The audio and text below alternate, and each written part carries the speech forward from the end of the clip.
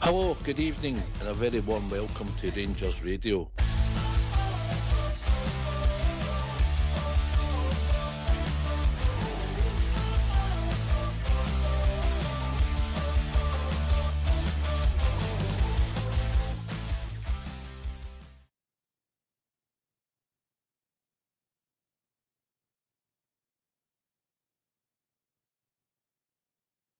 Hello, good evening, welcome to Rangers Radio. We'll join myself, Foxshire, on the show tonight is your Robert, the king of the balls, AK. How we doing, gentlemen?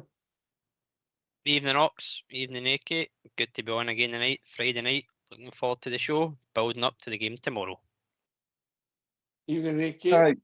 Aye, good evening, Ox. Good evening, Rob, the Takey team, and everybody that's listening. Welcome to Rangers Radio.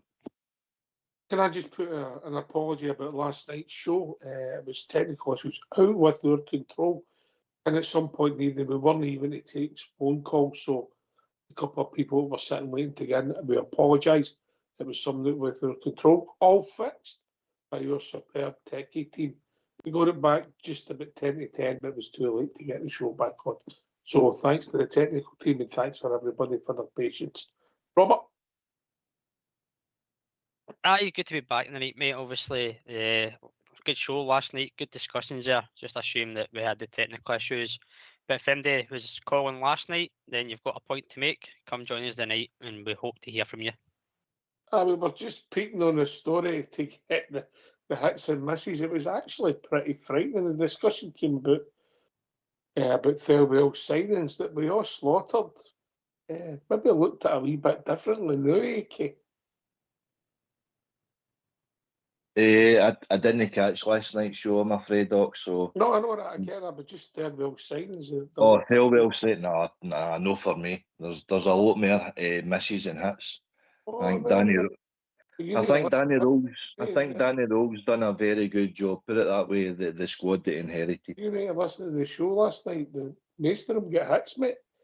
The misses were we hadn't got Janman, Gassama, Majowski. So I'll just go through it quickly. Well, I remember, mate, Magoma, Dejigan and Fernandez got sort of hits. No, outstanding, but they got hits. Max Aarons got a miss. We never done Lyle Cameron because we didn't think he was Chilwell's. No.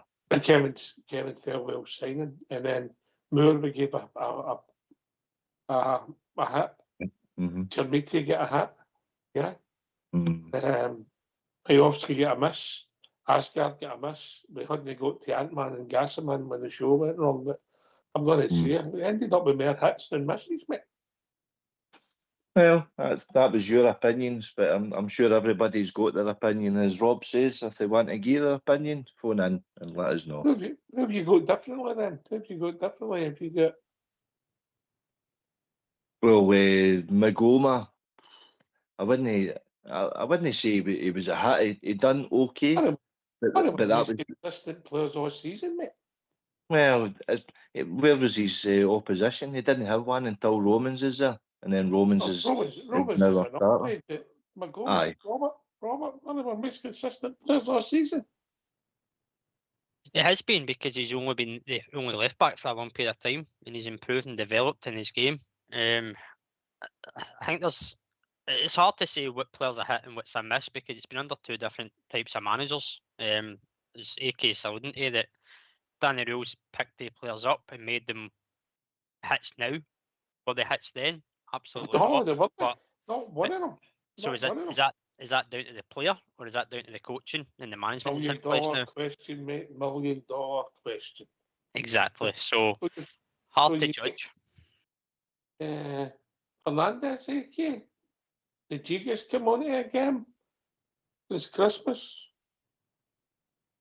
Aye. But we never seen Fernandez to judge him before Danny Rowe came in. But since he's come in, I would agree, he has been a hit. Big Giga, no for me. He's been decent the last couple of months, but the first start of the season, there was clamour for what the hell are we doing, taking a signing, £12 million signing off of Wolves and thing we dropping the likes of Suter in that. So most part of the season for me, Giga, miss. Oh, he's a hard man, isn't he? Robert, Standards.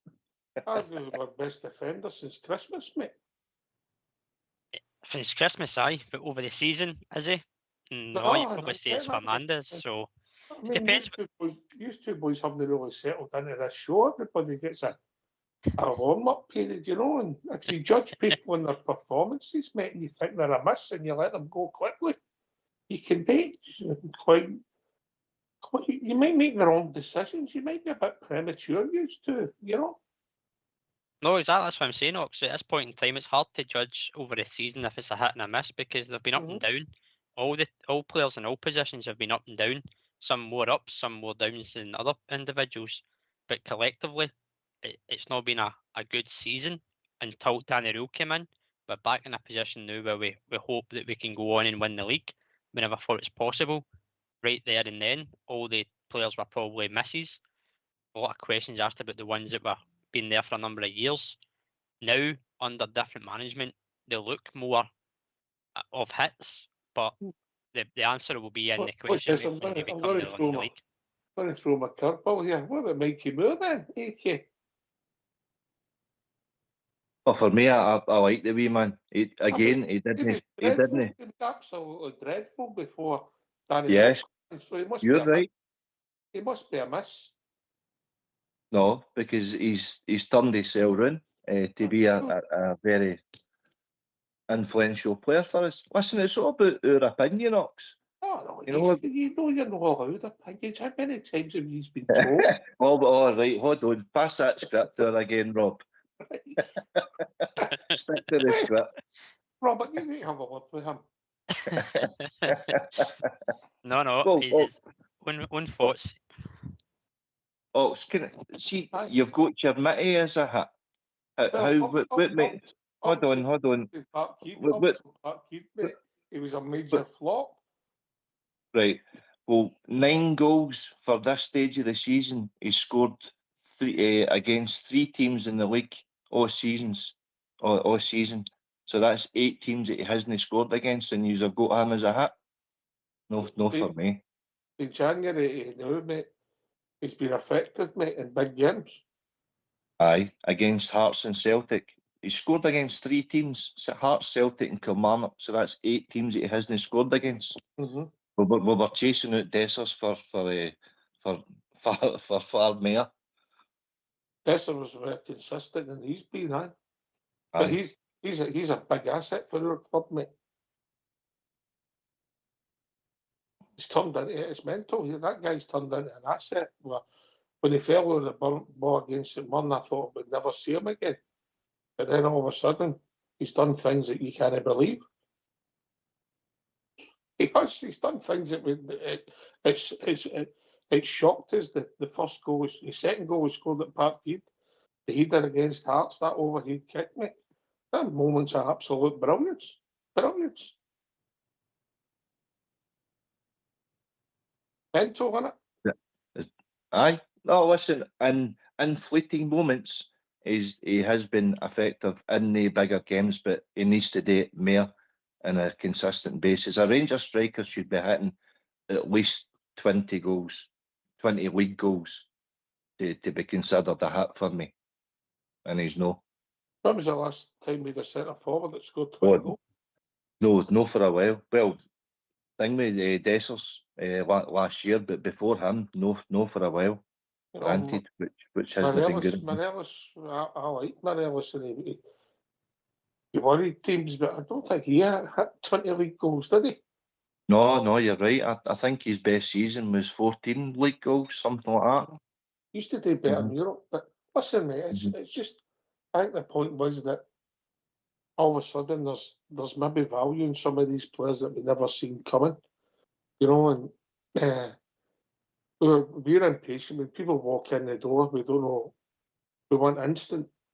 Olsen, for instance, doesn't look a player at all. Does not look a player at all. Came in with maybe the biggest reputation in the war, Robert. And at this moment, he's not a hit and a miss. He's a flop. Aye, he is. And very, very disappointed, if I'm being honest, Ox. As I said before, and you keep reminding me, I picked him up quite a lot in this show, again, just because of his reputation and experience, but he's not yet even shown a consistent level. He showed an assist, maybe 2 assists at most, but his general play has been very poor. And he would be doing as a miss or even a flop, but the silver lining, I said it the other night in the show, is he's a loan player. The option to buy is there, but it's only an option. If we had signed him and he was putting these performances in, we'd be sitting worried and scratching our heads, and Danny Rule would be getting questioned about his signings. But it's a loan player. The 3 he's brought in, there's 2 that are playing well. One, we're still yet to see the full kind of potential he's got.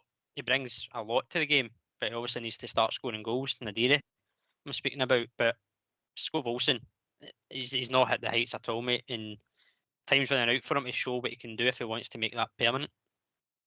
I would argue that he came in with the biggest reputation in AK. Oh, 100%. I think he was meant to be the marquee signing for Danny Rowe. I mean, you look at his resume and the clubs that he's played for and the level that he's played at, the teams that he's scored against. Obviously, he's 40-odd caps for Denmark as well. There's a lot of boxes getting ticked there.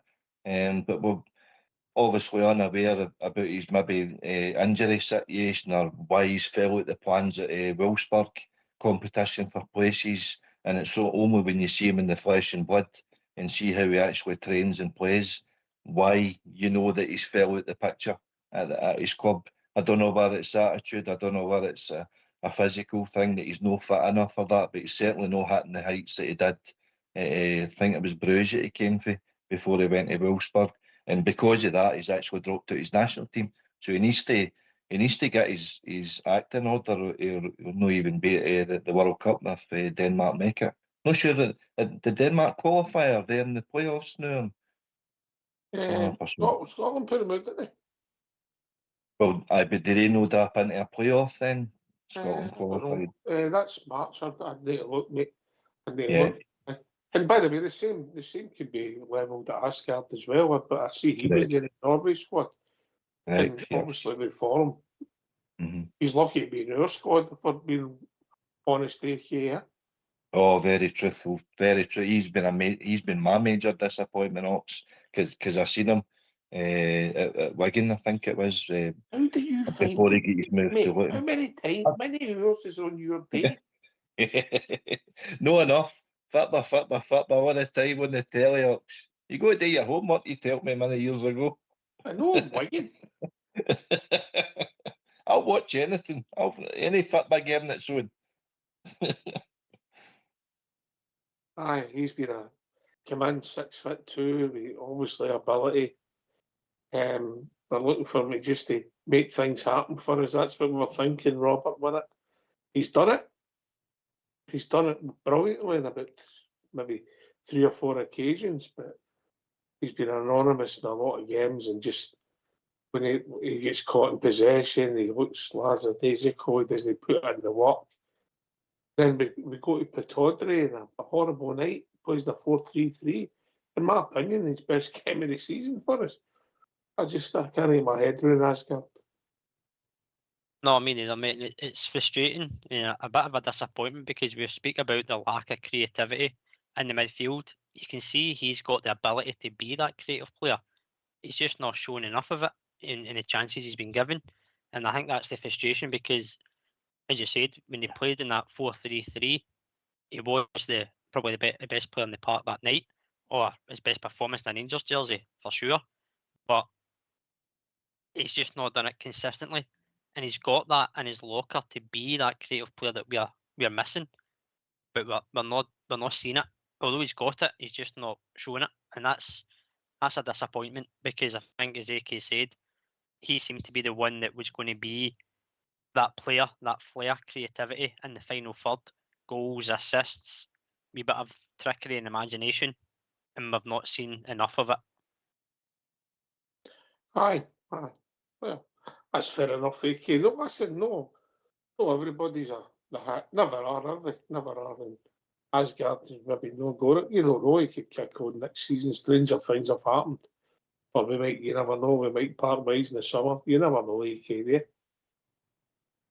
No, very true, Ox. But I don't think that some of these players realise the opportunity they've got, and that's a disappointment factor. I mean, they can, the likes of Connor Barron, whatever he lacks in skill and ability compared to the likes of Asgard, he's not as good as him. But boy, does the wee man work his socks off, and we appreciate that as a crowd.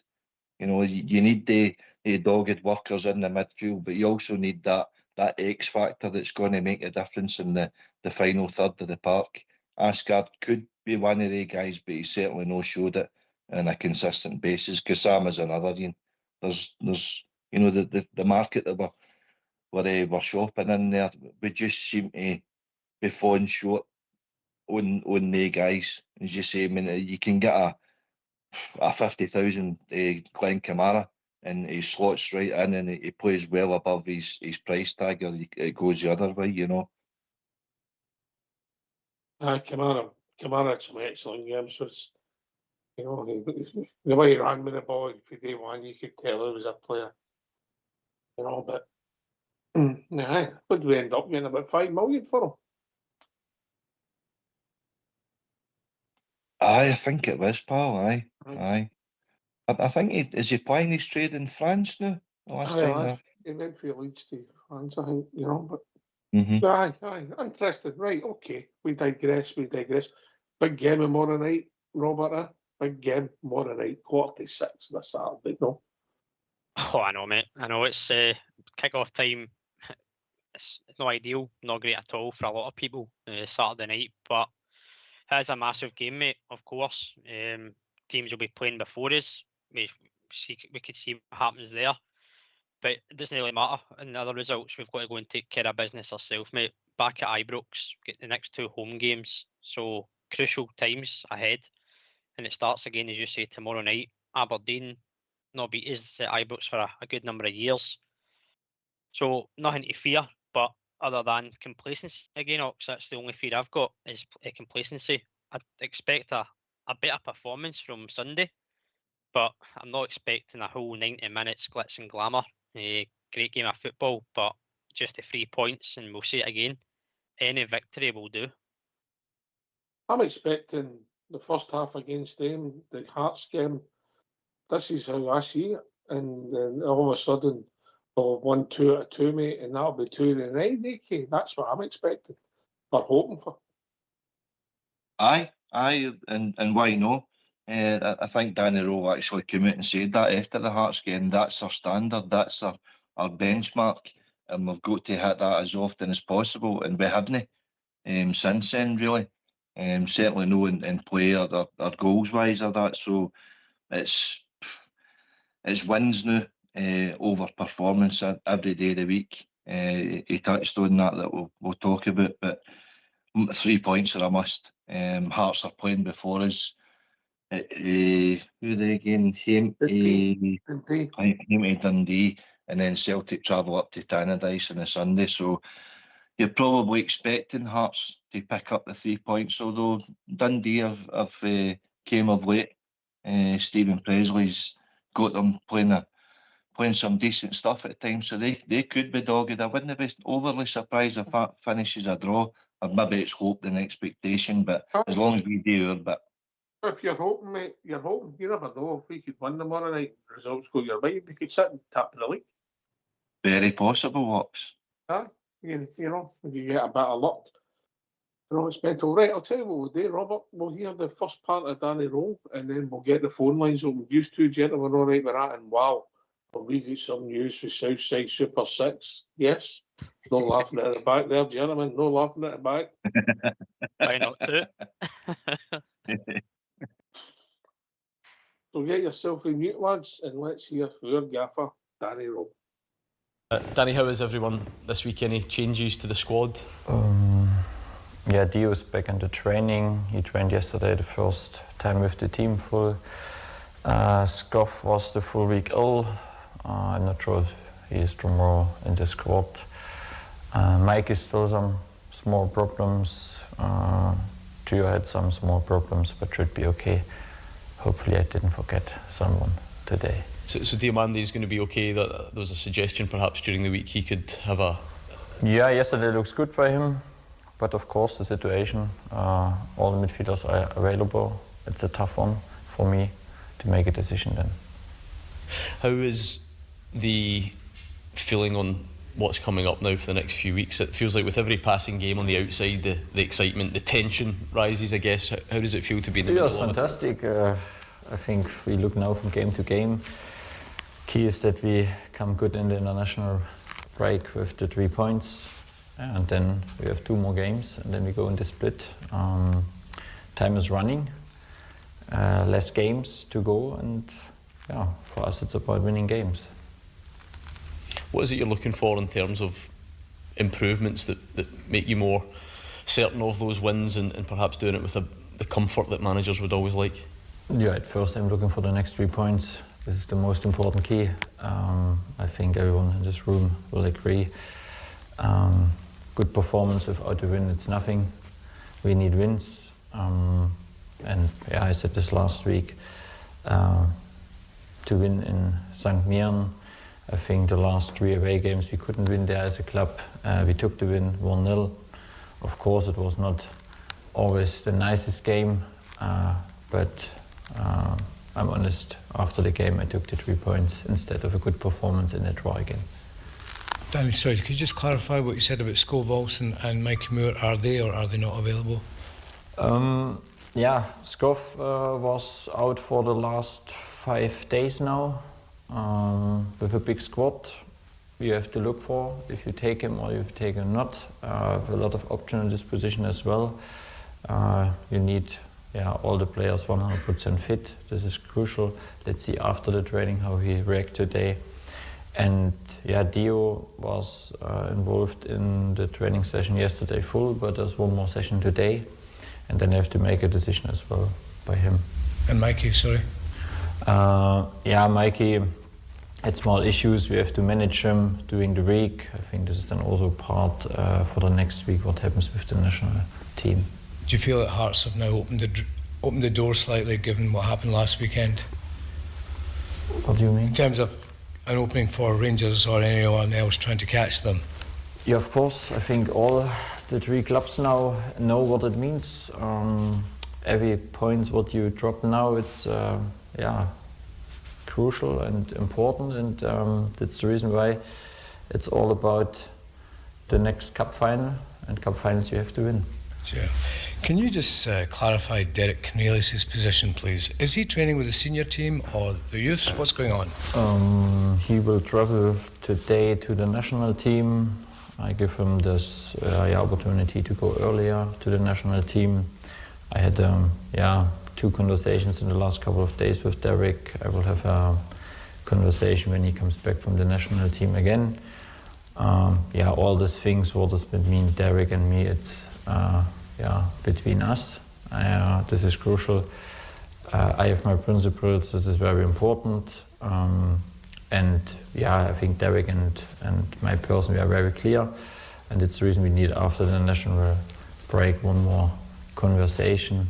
And then we will see in which direction it will go. So I think it was 2-3 times with Jesse in the conversation. I know him very well, we are good friends, we trust each other, and I think at the end it's about the club, Rangers on the other side, and this is also important. I was by the national team, I know what it means to play a World Cup, and this is as well a part where I will support Derek, that he is available for the World Cup. Can you tell us if he's been training with the senior team or not? He trained with us, and then the last couple of days more individual, and then we will see after the national break in which direction it goes. Danny, can I just ask about the style of play? Obviously at the weekend it was a difficult performance for you. At this stage of the season, is the results the most important thing, or are you still striving to get something that looks more pleasing on the eye? In which direction it means? With the ball, against the ball? On the ball. Yeah, I think when we look back, we had 2 different setups. The first half are different to the second half. we find some good spaces, but of course it was not in every part very fluid. In some moments we missed in the right movements behind the first pressing line. That was a topic this week. This is what we have to improve. And yeah, then the game was, in some moments a little bit unbalanced, I would say this. And even I think our positioning compared first to the second half, there was a difference. Maybe you saw it in the game. I will not speak too much because we will face tomorrow again an opponent. They play, we expect a similar shape, 5-3-2. Could be like this. Let's see how they press then.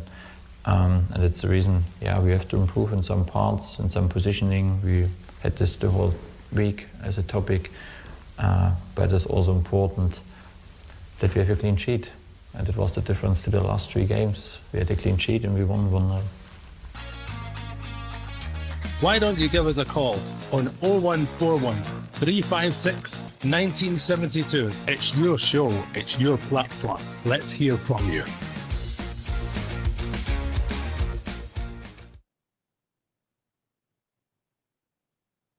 So, good news, Diamonte's back. I didn't think we would see him the way he broke initially AK.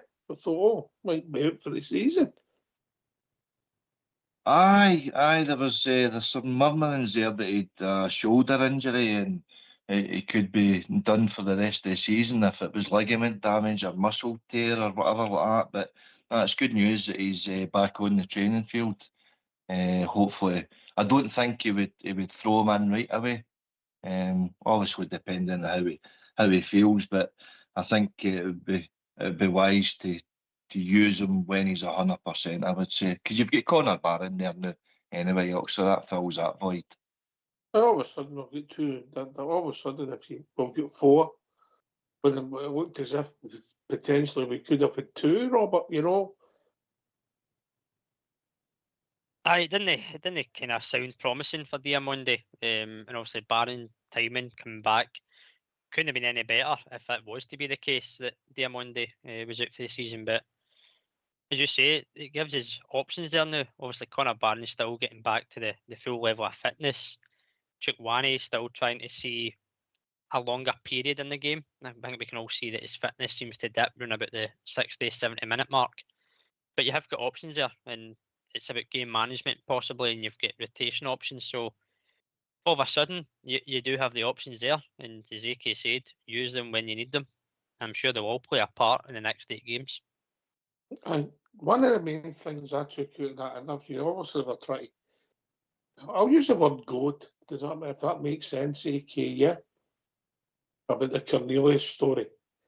I like the way he handled it, and I'll tell you what, I don't think he's going to be messed about with players, and I think that's important as a manager, That's the impression. No, you're right, mate, and I agree with you. My ears pricked up when he said, I've got my own principles on matters. Obviously, we're not privy to conversations that was on, and neither as journalists, and that's the way he wants to keep it. He said that he spoke to the Canadian coach, Jesse Marsh, who he knows. I think he actually managed a club in Germany, from memory, before he went to Leeds. So he's obviously got a relationship there. He trusts the player. He's basically, it smells of another Aaron Ramsey, doesn't it? I know that's a player that you hate to mention, but he looks like he's using our club to get himself fit for his national team, and that doesn't sit right well with us as a support, or obviously Danny Rowe as a manager, and that so it should be, because Rangers is the priority. We're paying his wage at the end of the day, Aye, well, obviously he got the injury. He was part of the first team, and he got the injury, and then he's out. And maybe they were looking for him to get involved, and he still kicked the ball, and he's wanting to go away in international duty. So I get it. What was your take on it, Robert? I don't mind players wanting to go and represent their country, Ox, but see, when you've got to put your club first as well. And I know he's not our player, right? But he got the injury. He's on loan with us. we could have terminated that loan. Obviously, I don't know the ins and outs of the details of the contract, whatever, if that's an option. But if it was, we could have terminated that contract thinking that he's not going to kick a ball for us and sent him back to Marseille. So we've stuck by Cornelius, got him fit again into a position where he can be eligible for selection. He's clearly eligible enough to be called up for Canada. So that tells you that, to me, the writing's on the wall. That option will not be taken up. And if that's the way Danny Rose thinking, I like it. And he's basically saying it, without saying it, they'll see what direction they go in. But I think we can all assume what direction that's going to be. As I said, I've got no issue with players going and representing their country. It's proud moments for them. But your club pay your wages, as AK said, and a club stands by you. It works both ways as well.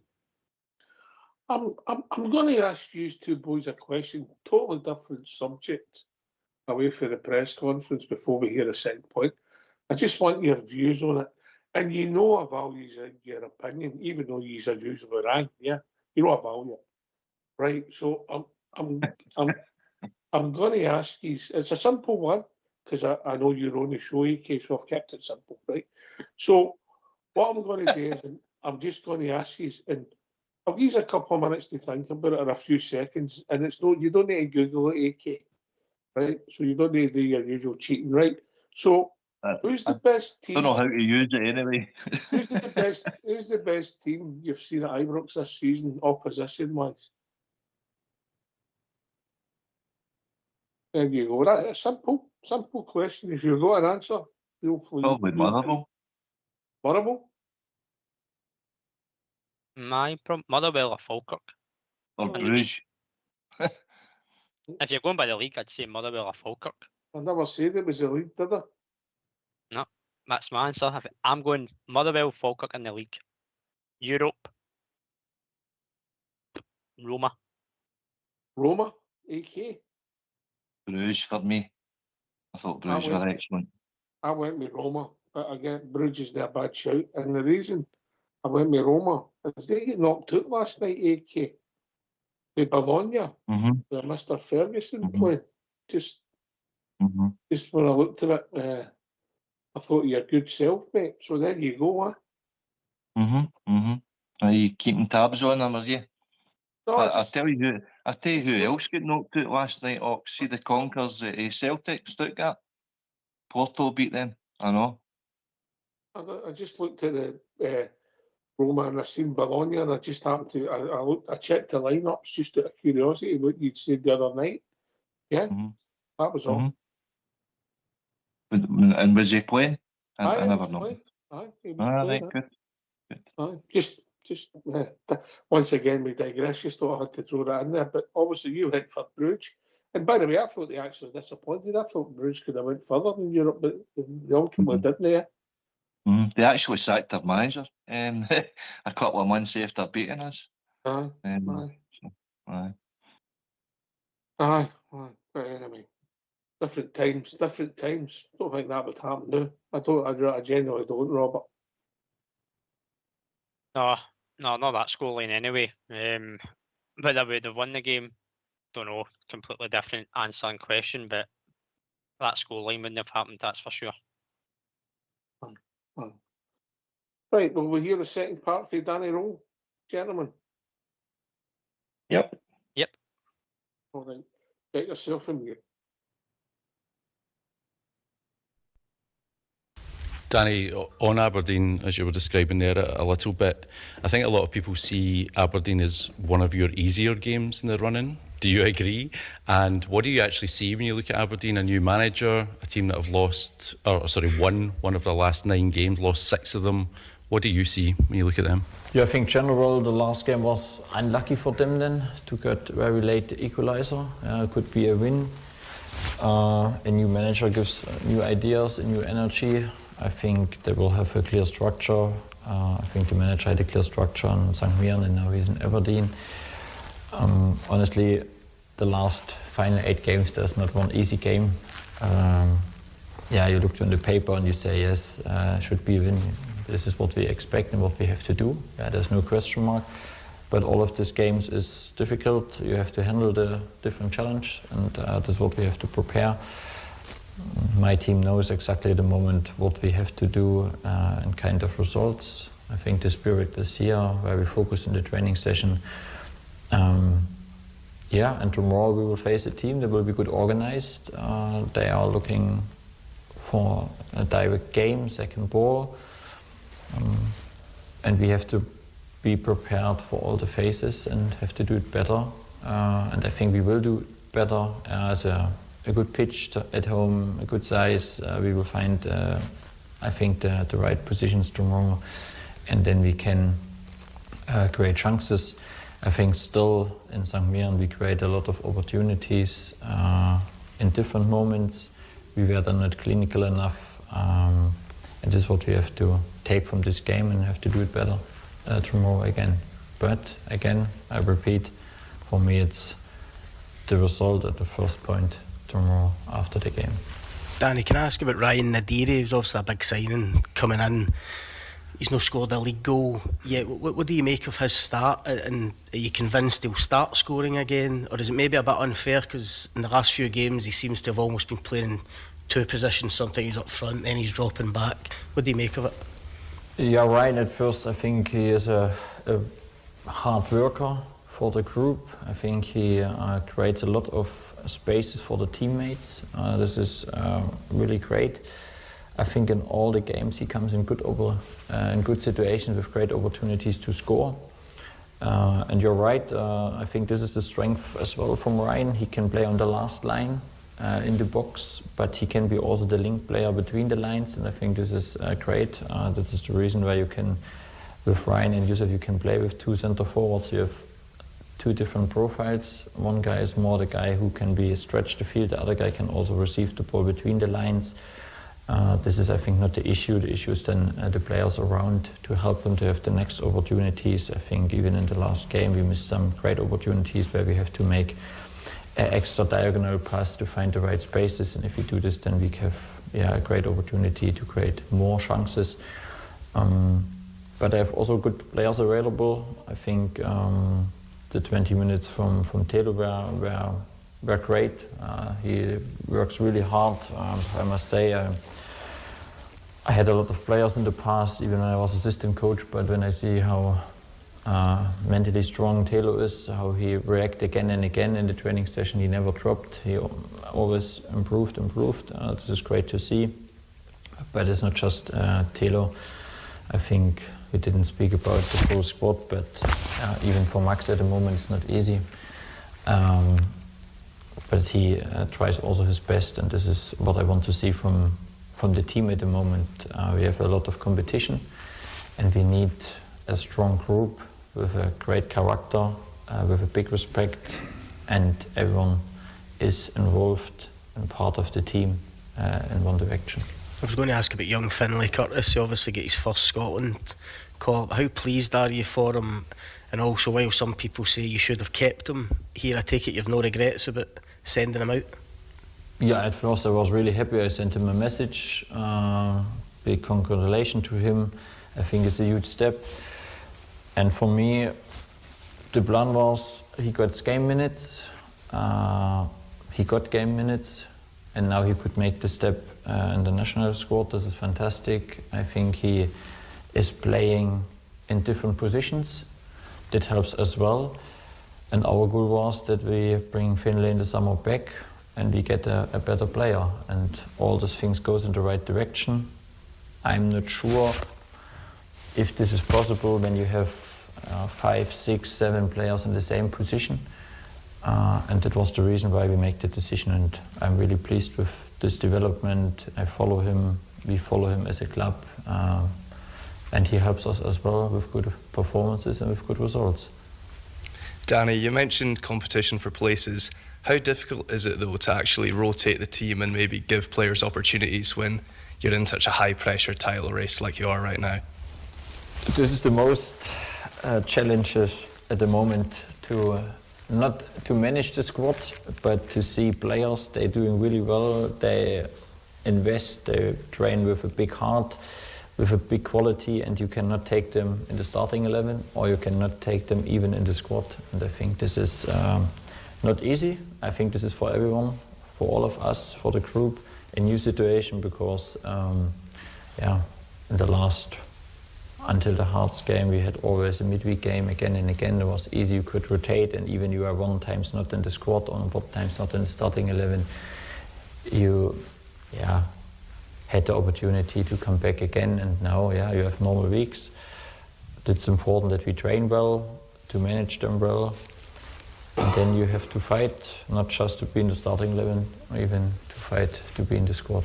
And this is a new situation for all of us, but we manage it well, and it's important that we understand it's the team. It's at the moment the most important thing, not the individual. Danny, for all three teams in this title race, there's been a lot of conversation about results versus performance and what's more important. In terms of the internal confidence in the squad and the momentum leading into the split, are results enough to keep that going, or do you feel you need to get back, especially with these two home games coming up, find that verve and fluency that you were showing maybe 5 or 6 weeks ago to ensure that Rangers are the team going into the split in the best kind of mood? Yeah, if you bring performance and result together, then I think everyone would be very happy. Let's look back, I think, to the last 5 games.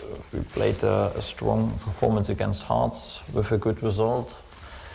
Then we played 50 minutes, 55 minutes against Celtic strong, not with the result what we want. Then we played Livingston, away performance with a lot of chances, but we couldn't take the win. At home we played over 120 minutes, a good performance, but we didn't take the result. And now we had one game where we performed not on our highest level, but we take the result. You see, as a mixed, my wish, of course, is that we have performance and result together. Then I think it will be tough to stop us. Danny, just on Finlay Curtis, what do you think moving into international football can do for his development, and then also having that motivation of trying to make a potential World Cup squad in the summer as well? Yeah, at first I think it's a great environment. I notice when you go for your country the first time to the camp, you have different players around you, experience, you can speak, you can learn with them. It will be interesting to see him.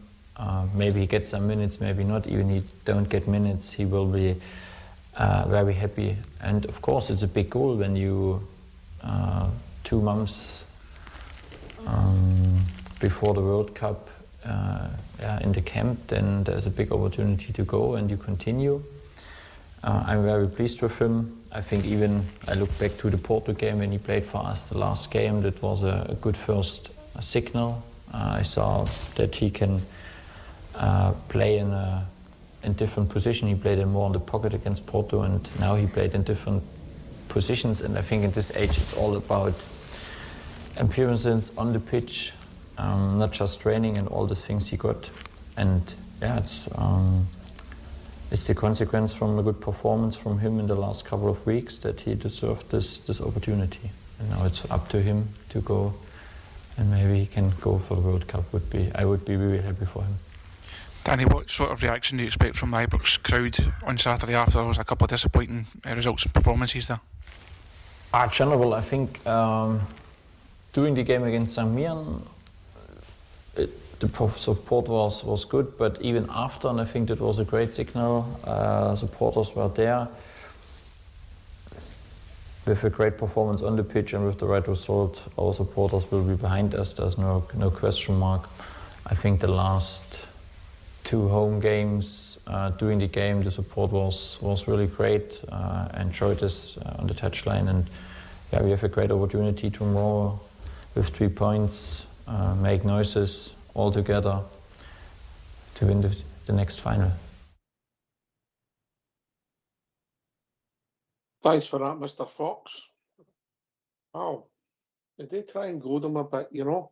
Do you think any other manager would get so much comment about a guy putting on getting called up, AK?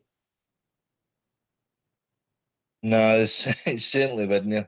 It's just negative question after negative question, and they're looking for a reaction at him. And he's getting too clever, he's getting too wise to it. For a young guy, he's got an old head and young shoulders, so good on him for doing what he's doing, but he shouldn't be fielding the questions, Ox. It's ridiculous this stage of the season. Do you think Aberdeen are an easy team? And what kind of questions that to get a guy? Ridiculous. I try to go them, set them up for a fall, mate. Yeah. Aye. You know, Robert. He's not going to come out and tell you, aye, that's the easiest game we'll play between now and the end of the season. Because if it goes wrong, they'll say, well, there's your headline. It's just ridiculous questions, as AK says. Nothing really seems to surprise us anymore, but with some of the questions that are getting asked. But as you said, mate, any other manager get questions like that? I don't think so. I understand the questions about Finlay Curtis because he's on loan, but it seemed to be more about, oh, you let him go. Why did you let him go? Should you have let him go? Questions that some supporters have got opinions on and some think that he should have stayed. But Danny Rose said it himself there. The plan was get him out, get him game time, and he's developing. That's the whole point of a loan. You develop the player. We're doing the same with Mikey Moore. We're developing him. Kilmarnock's developing Finlay Curtis, and they'll come back better players. Listen, look, you might get things wrong because people are looking at a certain view, but at the time it made perfect sense.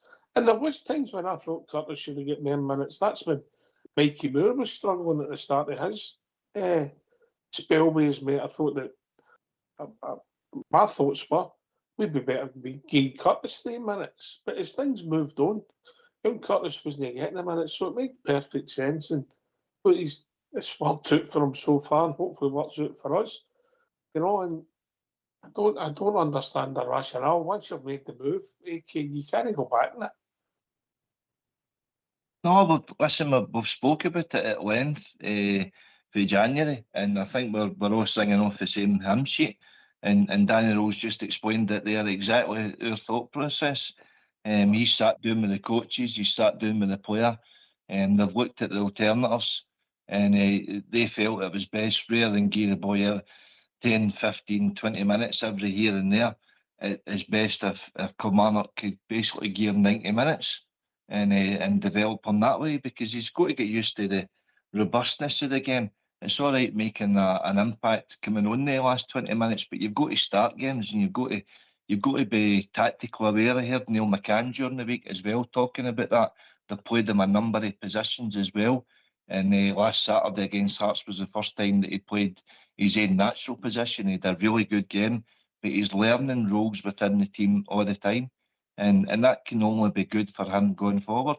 So I think it was a sensible decision at the time. In hindsight, Ox, as you say, when you see the form of Scov Olsen and Gassama, if you had the option of playing Finlay Curtis in front of them now, I think you would. But the decision's been made for the benefit of the player long term, and it tells you as well, we're hoping that he comes back a better player, and I'm sure he will. So that tells me he also has a future at Rangers, which is what a few supporters were maybe fearful that Kilmarnock could possibly buy him, but that's not the case. We want him back, and we want him back a better player. I mean, Alan McGregor went out, if you remember as well. Fairbairn, And St Johnstone did, didn't he? A couple of times. Listen, I like Finlay Curtis. You know, I think things happen with Finlay Curtis on a football pitch. He seems to be one of these guys that's got a knack of things happening. But I've watched him this season. Yeah, he got the goal against St scored an excellent goal. I think it was Panathinaikos, Robert. Panathinaikos. And maybe get grabbed one in the cup. But he's also in games where the game's passed him by because he's raw and he's young. Maybe you could say something to Mikey Moore at the start of the season. But he's on loan. We can't get him back. He's there. Wish him all the best and comes back a better player for us. And maybe comes ready to roll, you know. Would I have him at this moment on the right instead of Olsen, Gasserman and Antman, who's been injured? Aye, but we can't do anything about it. The decision was made. We thought we were bringing Olsen in to cover it. That's no worked out. That's football in hindsight as well, Robert. It is. It's the gamble you take with every single transfer, mate. As you said, the expectation was you loan Finlay Curtis out, get some game time and develops, and we bring in Scov Olsen, who his experience and reputation is above Finlay Curtis. Ability is questionable in terms of what we're seeing at the moment. But at the time, you go, right, well, look at the pedigree this guy's got compared to a young boy. We'll get him out on loan. We'll bring this guy in. And if Olsen was hitting goals and assists and general play was doing well since he came in the door, we wouldn't be having this conversation. We'd be sitting saying, that's a good bit of business because we've got a good player and one of our players is getting developed and playing well and get a call up. It'd be the best scenario. But because one part of that isn't happening, that's why it's getting talked about so much. I agree. If you had him now, I would be playing him. But at the time in January, the expectation was you were bringing in a better profiling footballer.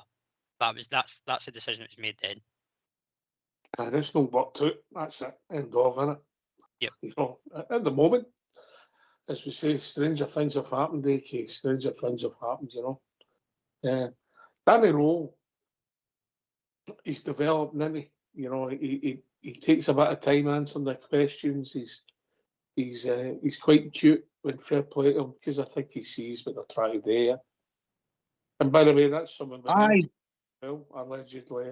Aye, exactly, Ox. That's some of our own that's asking these questions to get a sensationalist headline, so to speak. They're trying to goad him, as you say, into an avenue that he doesn't want to go down. And he's got to box clever, but he's got to be quick on his feet and with his thought.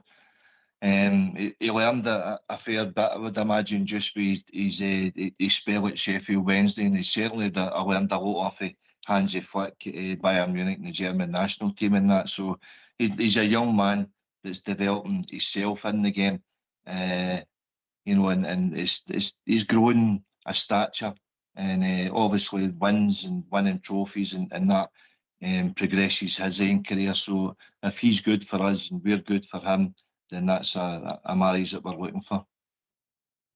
Okay, listen, you know, you look at avenues. I want to win the game.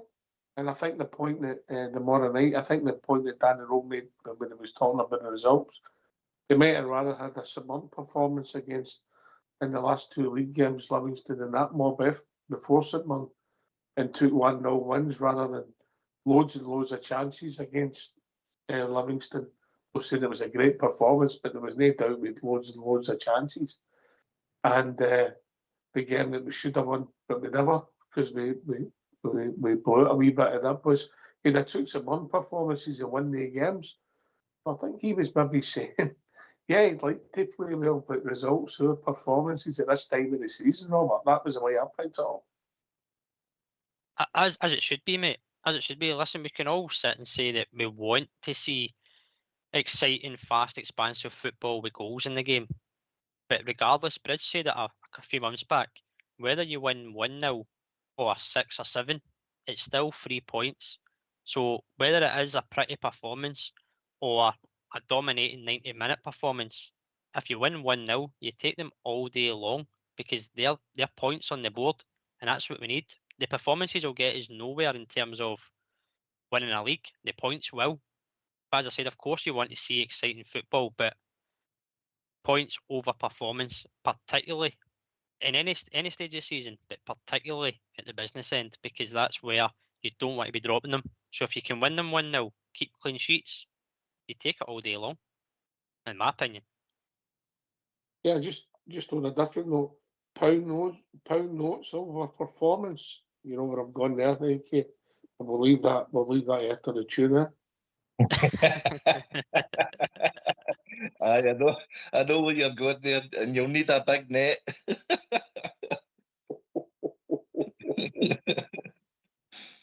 But no, listen, to carry on for what Rob's saying there in your question there, I just think that's the German mentality. It's all about winning for them, and that's what he's been brought up in. I mean, you go back to World Cups. Was Germany the best team at the '74 World Cup when they beat a great Holland team in the final? Were the best team at the 1990 World Cup when they beat a great Argentina team in the final? They weren't caring a jot. They won them. They won the trophies, and that's what they've been brought up for generations. You know, so it's instilled in them. It's instilled in us. Aye, they weren't so good at El Alamein, you know, when my granda was there. That's because Bridge was there. Oh, he was the El Alamein. He was in Arnhem. Bridge too far. Was that a bridge too far? Aye, that's what they made the movie. Fox, before we go to the tune, Mr. Fox has asked a question. Best and worst signings from Aberdeen. Wow, there's been quite a few over the years. Oof. Robert, Good question. That I get to think. Davy Robertson would be up there.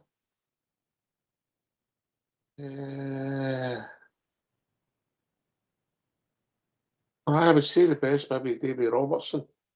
Yeah. Aye, definitely. Aye, definitely. Aye, and the boy Wright, the other fullback, that never worked out. Stephen Wright, yeah, a Hamilton boy. A Aye, Hamilton boy. I know his dad well. His career went downhill after he left us, didn't it? Did he get injured? Yeah, he got a bad knee injury. Aye, I think he's a coach at Dundee now. Ox. I think he's doing quite well as a coach. Somebody's saying Jim Bett. We never signed Jim Bett for Aberdeen. We signed him for Lochenden, yeah. And Billy Dodds. But Billy Dodds was decent. Did we sign him straight for Aberdeen, or did we bring him for Dundee United, mate? I can't mind. You might be Dundee.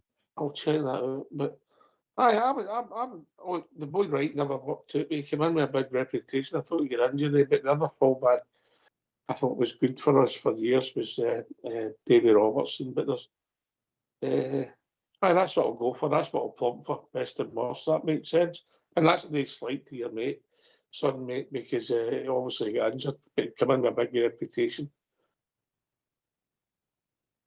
Oh, he was a good fullback, Stevie Wright.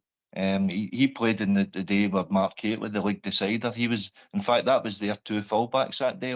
Davy Robertson was Aberdeen's, and Stephen Wright was at right back for them. But we also signed Theo Snelders after that.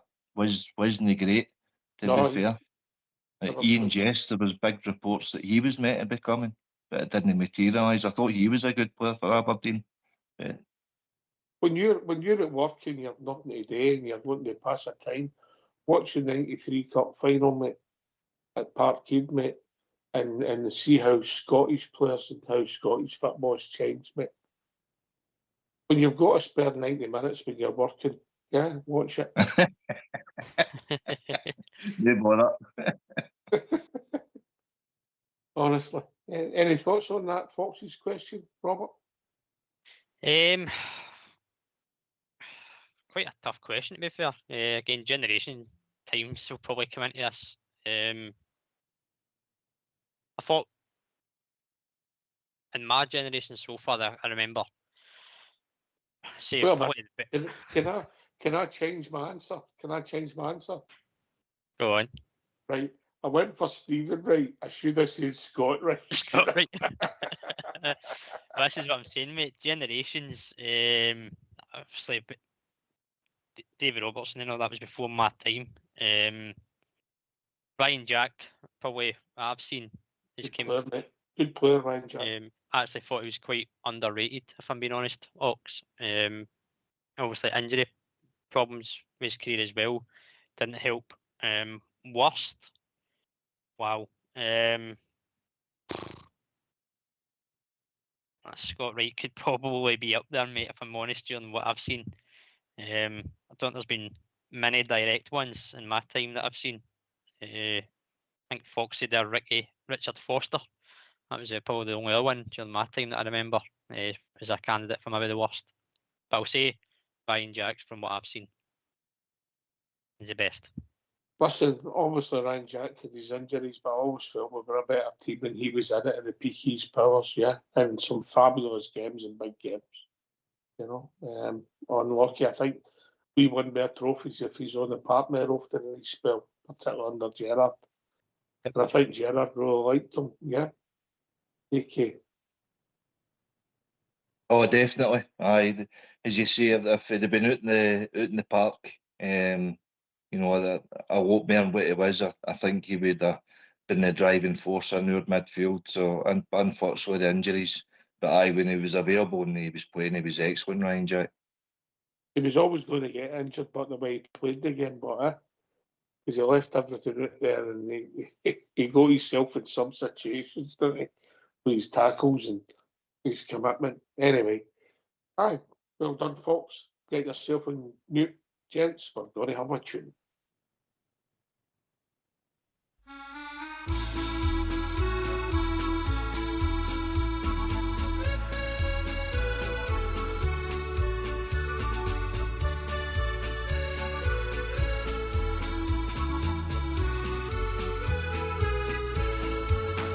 Well, I took a trip to Eyebrows, my favorite team for to cheer, where they were playing the Glasgow Celtic on the Thursday of the year. Now the ground was filled to capacity as the teams come out to play. The animals sang the soldiers' song, and the people sang Dolly Gray. Now half-time it came and went on. The Glasgow Celtic were in the lead. Finian Tully was rounding everywhere, shaking his rosary beads, while the green flags, they were flying high. Celtic hearts were full of pride. The second half, sure it started, and the Rangers, they turned the tide. Won't you play up the Glasgow Rangers? Oh, play up the boys in blue.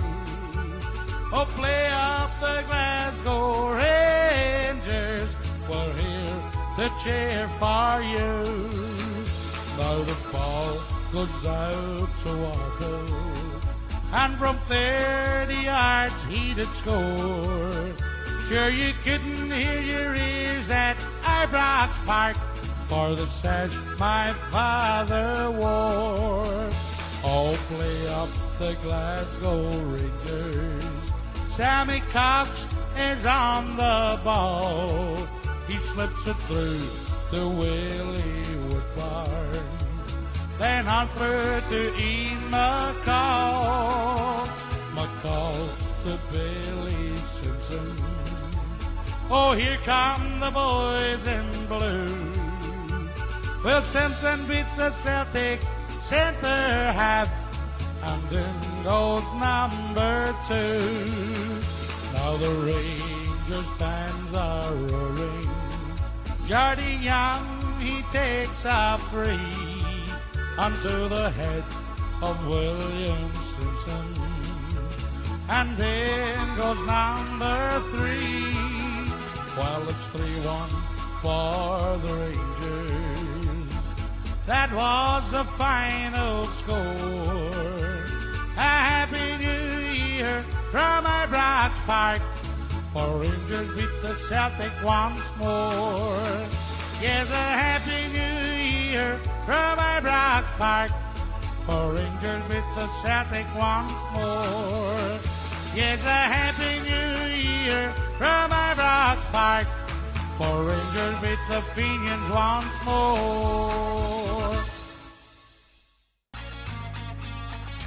Why don't you give us a call on 0141 356 1972? It's your show, it's your platform. Let's hear from you.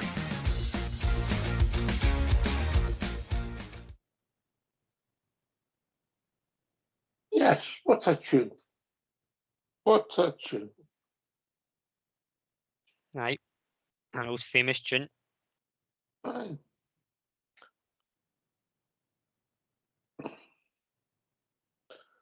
Aye, there's near enough a team. Quite most of them in the modern era, I mean, most of them in the modern era that came for Aberdeen, you know. Guys you forgot about, maybe Sonny Luco, maybe his sister's more famous than he is. Dougie Bell, he was a good football player, Dougie Bell. David Dodge scored important goals for us, but did he play that many games? Snelders, just cover. And then you've got the ones we've talked about, Ryan Jack, Scott Wright, Conor Barron. Neil Cooper, I think, who scored his debut up in Pittodrie in the famous game when Ian Durant got injured. Yeah, so basically in the modern era, because back before that, players stayed with clubs for a long, long time. A lot of players never moved as often, Aye. Interesting question with Fox there. Who have looked at it?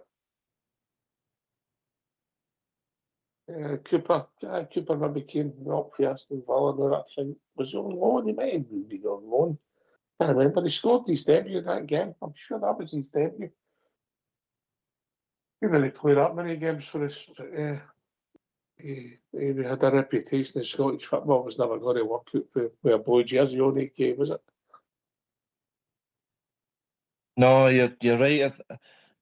Did he come from St Mirren initially before he went? I seem to that sticks in my head. He was running about what was he, mid-80s, late 80s, early 90s.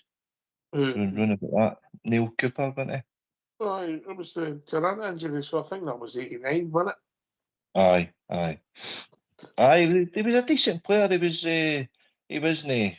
wasn't brilliant. He wasn't blessed with a lot of talent, but he was a typical Scots guy that you could rely on. And if your attitude and application, the thing that we keep going back to, where we filled our team soon as new. You need some of these local boys, what grounds are going to go to, and that local knowledge meant they knew what to expect rather than, the foreigners that we've got now, the influx of foreigners, and you don't know what you're going to get. They can raise their game, no bother, for the big games, cup final, semi-final, European game, but your bread and butter's your Livingston away, your St Mirren away, teams like that, and that's where I think we need to try and improve on. And as I touched on the other night, I think Lewis Ferguson would be a great addition to your team to build on a bit. It was 88. It was 88, the Cooper one. We actually sold him back to Aberdeen. There you go. Oh, really? Right. There you go. Mm-hmm. Aye. Good question, Fox. Good question. Well done, Mr. Fox. Yes, well done. Yes. He's not just a pretty face, is he, Robert? He's not. He's certainly not. He's a lot of things, Sir Fox. Keeps this show going, doesn't he? Aye. Did we do the Super 6 or did we let it build up? People were waiting for. Build it up. It needs its build up this week, Ox, because last week 14-1 last week, so it needs a build up this week. Do you think people will be looking to maybe get their, obviously their holiday money with the after Super 6? Would that be fair? I think it would be one of the things on the bucket list, that or a mortgage. You know how he aims high these weeks. You've got Saltcoats or Dubai. That's the choices, isn't it, AK? Aye, a war zone or a war zone.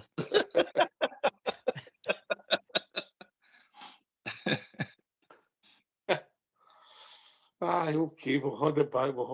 Oh. Ox, did you see the news today that the KMI panel said that the Alex Gogic handball on Sunday should have been a penalty? I know it's gone by, we can't change it, but it just adds to another list of errors by officials. I'll be honest with you, mate, I think they're gaslighting this. I really could be right. I really do.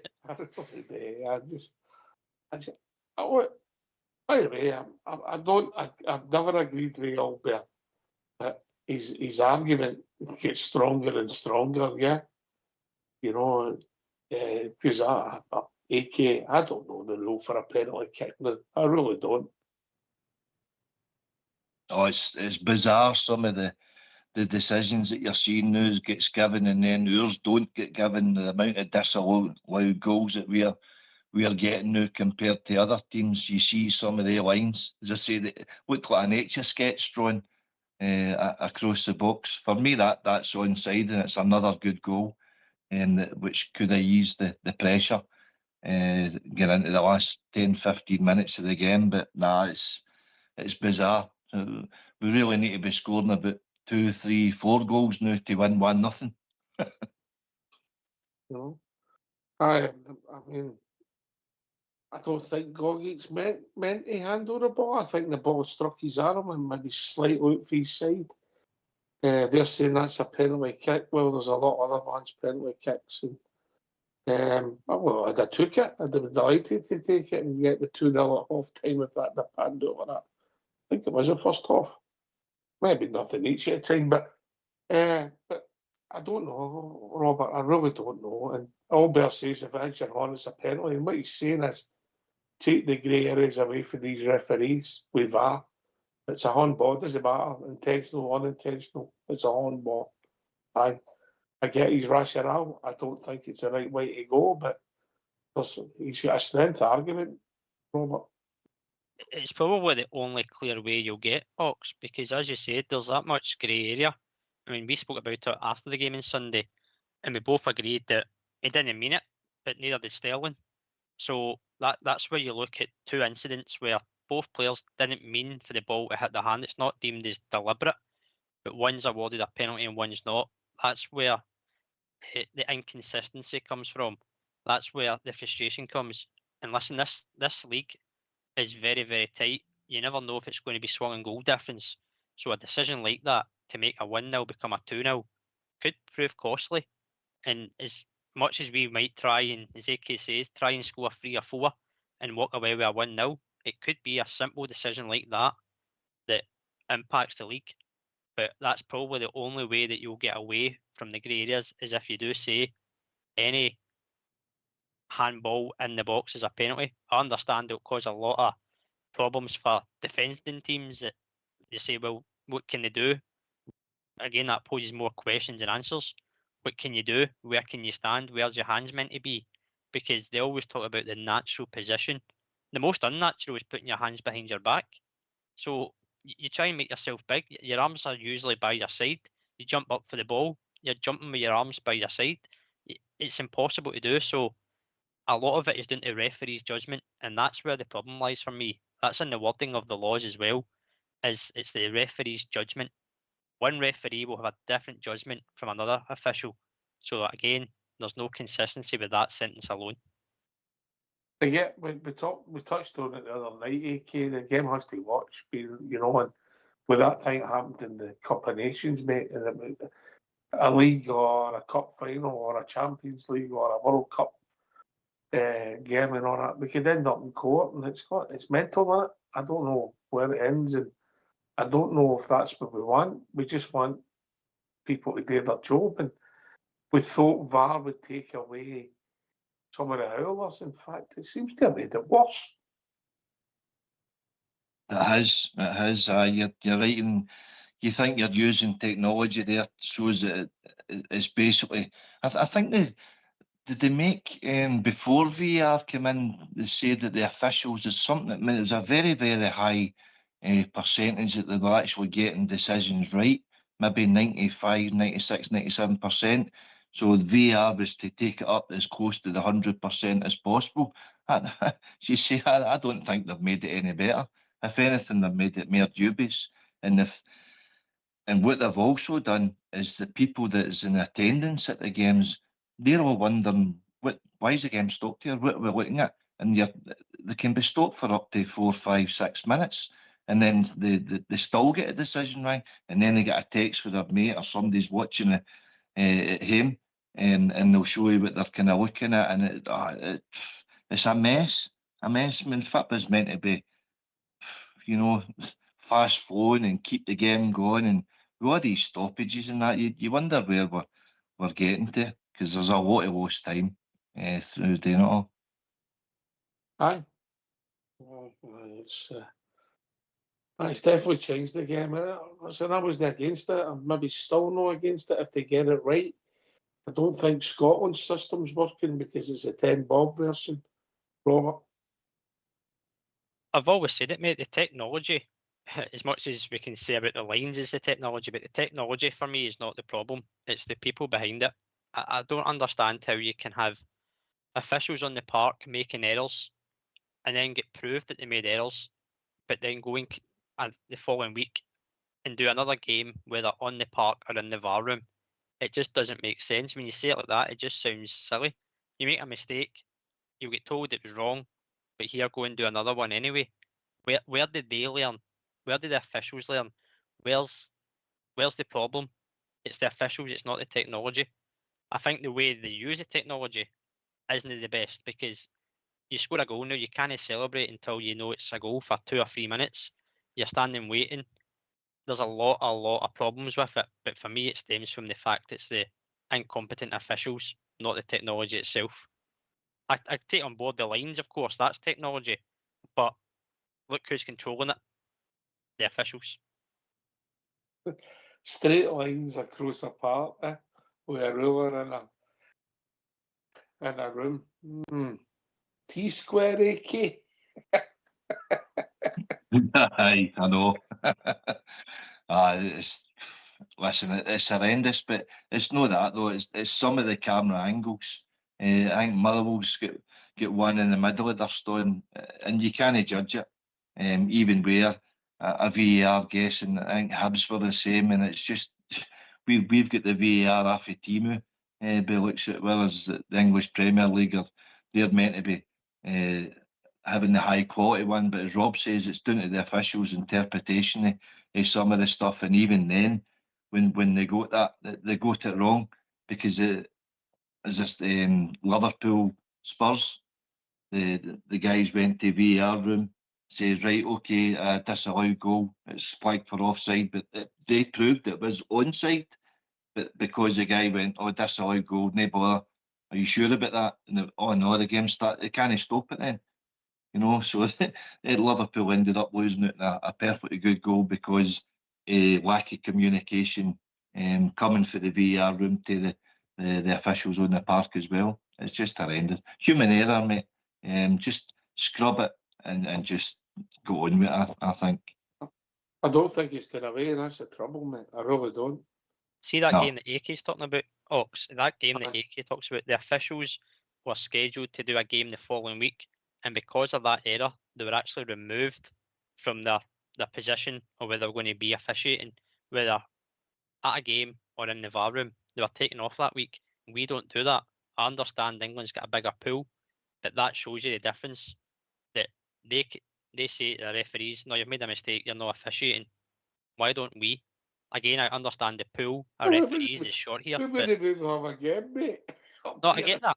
I get that. That it's just the number of referees down south compared to here is much bigger. But there's no punishment if you get it wrong. No, I know. The accountability, mate. The accountability. You know, but the goal line technology, I think that's a good thing. I can see some of the tennis stuff coming into football. I can see linesmen becoming redundant because you'll not need them with the technology, with the line calls that they've got in the tennis, which I think could come in, and it'll most likely come in the big leagues first. They'll get that, and we'll get string, AK, you know what I mean? Aye, but listen, you also see it in other sports. You mentioned tennis here. It seems to work brilliantly in rugby, and in particular, it works well in cricket and that as well. But I just think our officials is incompetent, or it is Albert accuses them of cheating, and they get caught out, and they don't like getting caught out, so they make excuses. We will call them show every month again. But it's getting beyond a joke now with the amount of disallowed goals that we're getting, and it is affecting the league, because we've been critical of the team many times this year, the last few years, but the amount of goals that we're getting disallowed that shouldn't have been disallowed, where we could have been coming away for Livingston, for example, or Hibs or Motherwell with victories. Instead of that, we're dropping points at them, and then the pressure mounts for the support and starts to question the manager, the players, and everything round about. We're getting denied perfectly good goals, because of incompetent officials, you know. And then we get and then we get An apology. It shouldn't have happened. I don't see what that. I don't see what that serves me. I really don't see what it serves. To tell you after that they've made a mistake, well, unless you say you're going to go and replay the game again, I don't see what that achieves. Unless gaslighting. Aye, maybe or 3 strikes and the referee's out. What about that, Robert? Mm-hmm. I think they'd have used them all up by now. You're This right. season alone. You're right, mate. Right, we're moving into the last part of the show. Big game tomorrow night. Rangers are gone for the league title. I think people have forgot that, AK. Eh? Rangers are gone for the league title. Let's see if exactly. Why don't you give us a call on 0141 356 1972? It's your show, it's your platform. Let's hear from you.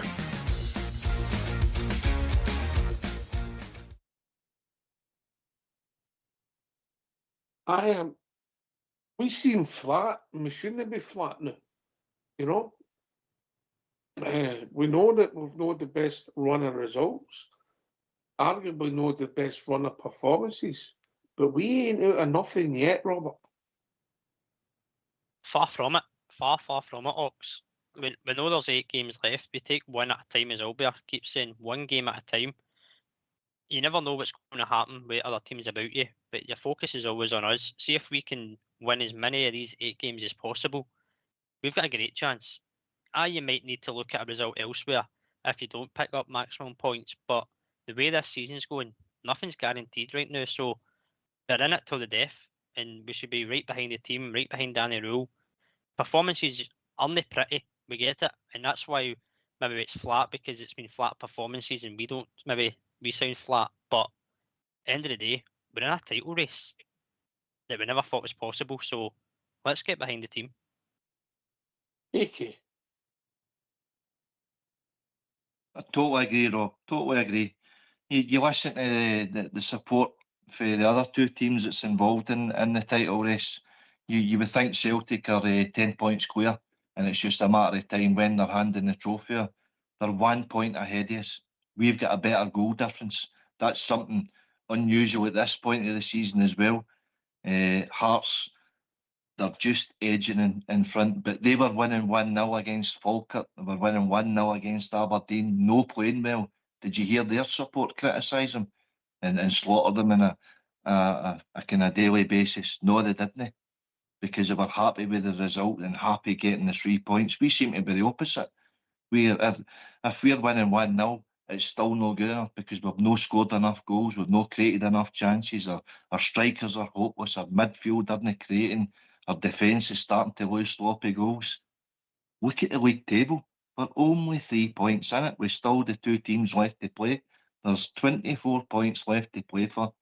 We're right in this. I feel like a Kevin Keegan speech going on there. They need to go there and they need to pick up that. But that's what it is, though. It's all about mentality, and that's where we question a wee bit.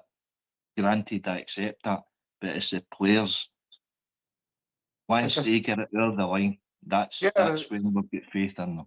Somebody does us a favour tomorrow, and I'm not saying it will happen. Somebody does us a favour tomorrow, and it could be tomorrow night sitting top of the league. With 7 games to go, come on, let's get behind the team. Yeah, for 8 games, Robert. That's it, mate. That's it.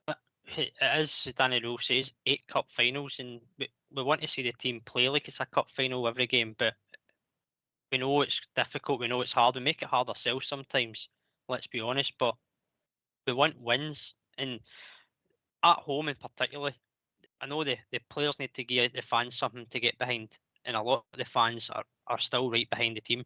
There is still a few that I think that they don't have the bottle, they don't have the cojones, that they'll just slip up short, but we're still in it. It's not like we're chasing 9 or 10 points behind. We're 3 points behind. It's one game that can change this whole table, and as you say, that could be tomorrow, and then all of a sudden pressure changes for different clubs and for us as well.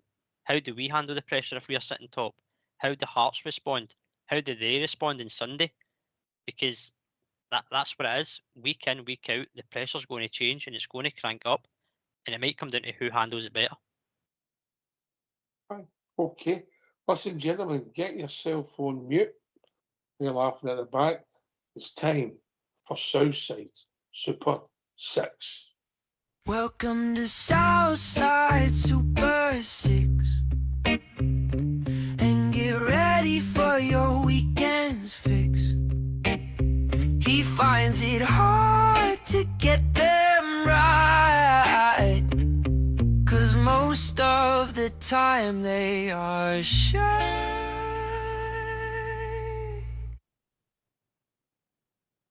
Hi, welcome to Southside Super 6 for Saturday the 21st of March. The selections this week are Lincoln, Hull, Grimsby, Arbroath, Chesterfield and Mansfield. Good luck, everybody. Well, you have just heard this week's picks are run out and bet like dicks. The sane amongst you will give it a miss, 'cause for years he has just been taking the piss. I think the last words of Fox's ditty couldn't be more truthful. AK. Aye. Aye, no half. Anybody that's picking them tonight, 15.5 to 1. I had a wee look Oxford before we came on. 15.5 to 1. So you'll not be far travelled if you're looking for holiday funds. Soul Coach is calling. Soul Coach is calling, Robert. It certainly is, mate. He's No problem starting with to- Soul Coach, by the way. A lot of good people in Soul Coach. Carry on, Robert. he's certainly going down in the odds. He's trying to find a winner somehow, some way, and the odds seem to be shortening each week. Even the bookies are trying to help him these days. I think he's picked that with an atlas. they're all down the East Coast, and he skipped into Chesterfield and Mansfield, that are pretty close to each other, yeah. So that's how I think he's done that. Down the East Coast, Arbroath, then Lincoln, Hull and Grimsby. Maybe, you know what I mean? And then Chesterfield and Mansfield. There's a lot of fishing ports there, Ox. Maybe fishing. I think this is a centenary picks, mate, without a win, mate, of 100. Not out. Not in.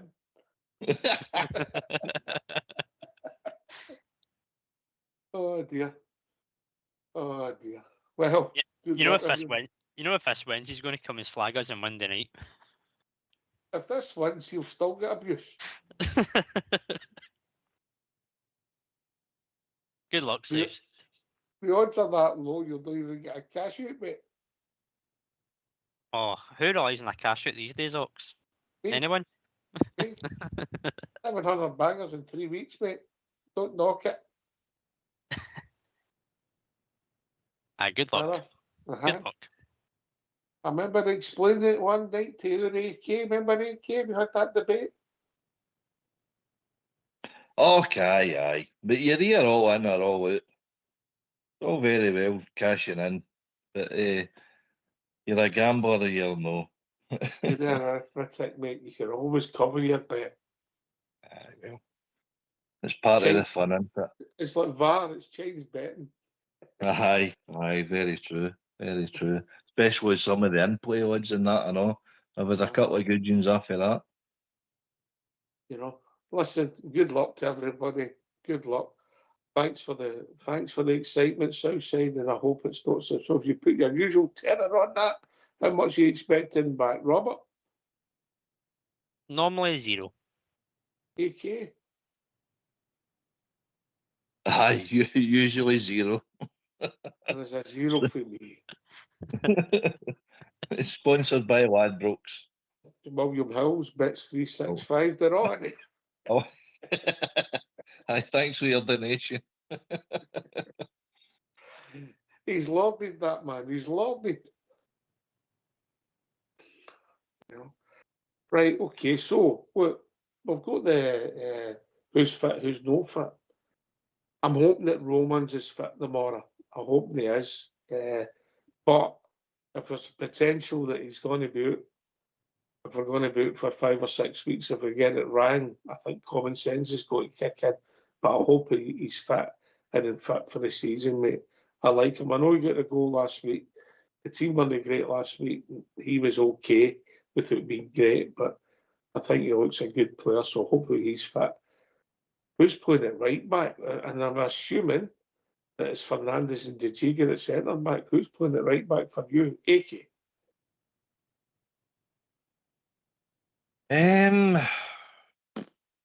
By a quandary, because it's at Ibrox, I would tend to go with Tav. But with the 3 games that's coming up, 2 at home and 1 away, I've got a feeling that he might go with Sterling for the 2 games at Ibrox and keep Tavernier for the Falkirk away. I'm going with Sterling to start tomorrow. Sterling. What about yourself, Robert? Sterling for me, mate. No other kind of reason, to be honest with you, just Sterling. I think it's just a better option defensively. I know Tavernier gives you an attacking outlet, and that right-hand side, it's not been great from the winger's perspective, but I just think it'll be Sterling the more it gets the nod. He obviously didn't play at St Mirren. We discussed it on the pre-show on Sunday, maybe the rationale behind it, so I fully expect Sterling to come back in tomorrow night. All right. Did we agree about the back 4? It's just if Robin's whether he gets a nod with the fitness. Do we agree, Robert? Yep, same centre backs, Giga and Fernandes. Romans, I'm a bit kind of worried about. I think, as you said, if he is fit enough to play it, but there's doubt, then don't risk it. You've got this break coming up. Just if he's got anything potential to hamper him for a number of weeks, just play Magoma tomorrow and take these international breaks, the weeks you've got to get him recovered and ready for Dundee United. So Romans, if you're guaranteed, which I know you're not, but fitness-wise, if you're guaranteed as much as possible at him, aye. If not, then Magoma slots in. No problem with that at all. Ake? Pretty much the same thought process as Rob there. I mean, he said it was a small issue with Roman, but I did notice he had strapping in his leg last week. Is that what you think of me and Rob? We're small issues. Small issue. Could it be that they could actually share the minutes between the 4 of them? Say play Sterling and Romans for an hour and bring on Tavernier and Magoma last half hour, possibly. We'll see, mate. We'll see. It's going to be interesting. So, by the way, we've got cover. But there's times when we didn't have, you know. Max Aaron's loan spell, I think, is just going to peter out, maybe for us. So, midfield, right? Who are you playing in there? Ake? For me, I would go Raskin, Chukwani, and I think Moore. I'll start with possibly Bajrami coming on. On the right, Bajrami, or the other way? No, just free roll. Just give him a free roll. I think Moore would, if he gets that free roll, that's where I think he plays best. Where's Bajrami playing then? No, that's what I'm saying. Use him as a sub. All right, If you're starting Moore, maybe give him an hour. Look I after him. Sorry, mate. I thought you did 2 of them on your team. Yeah. Robert? Raskin will start. I think he'll be in beside Chukwani. I think he'll stick with the 4-2-2-2 Ox. As much as I'd like to see 3 midfield back in there, Raskin, Chukwani, and possibly Diamonde. I don't think it will happen, but that's the 3 I would like to see. But if he sticks with the 2, I'll go with Raskin and Chukwani. Okay, so what you did, you played the 4-2-3-1, or are you going with the 4-4-2 or the 4-2-2, whatever you had? Robert? Personally, I would go 4-3-1-2, but Danny, tomorrow I think will go 4-2-2-2. Moore about on the left. Chamiti and Nadiri up front is my thinking. The right side is a problem though, Ox. It is a problem. Aye. That right side is a problem because we've heard Scove Olsen's been ill. He's trained yesterday and today. Is he fit enough? Is he on form? You wouldn't pick him, but who would you pick on form at that right side? It's quite a hard debate. That's why personally I would go the 4-3-1-2, just be narrow, give Mikey Moore that free role. But I think if he's going to stick with the formation, then I think he'll be Gassama again, to be honest with you, if Scove Olsen's not fit. But wouldn't it surprise me if Scove Olsen gets the nod again, just to get him back into this side. I wouldn't, but I think that's what it'll be.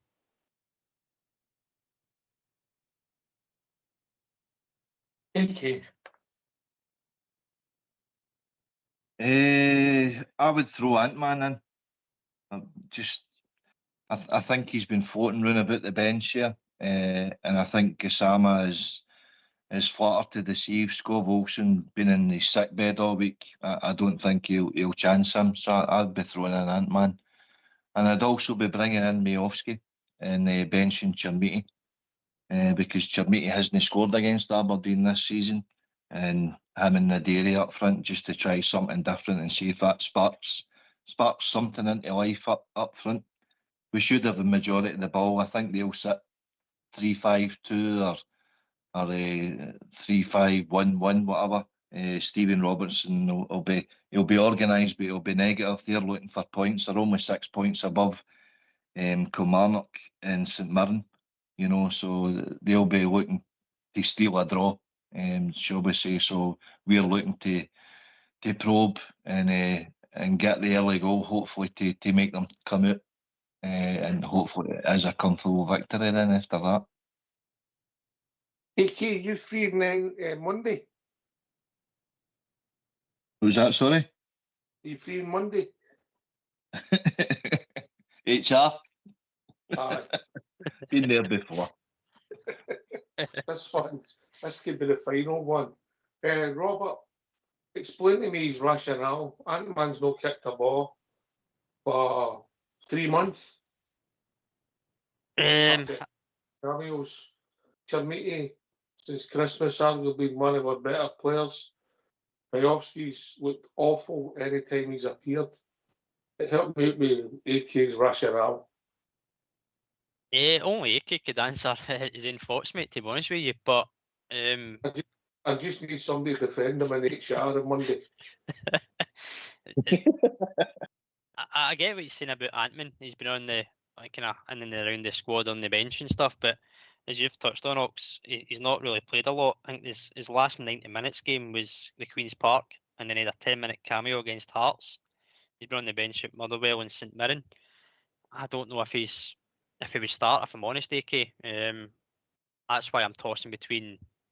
I'm surprised he never came on last week, if I'm honest. I was really surprised. I think the problem you've got, Ox, is when he said that Moore's got a small issue, then again, he's in the kind of same camp as Romans, obviously, but he touched on it in his interview that Romans should be okay. He never said anything about Moore. It was more Romans should be okay. Moore has a small issue. So if you lose Mikey Moore, then to me, you're losing a lot of that final third creativity. The right side offers nothing.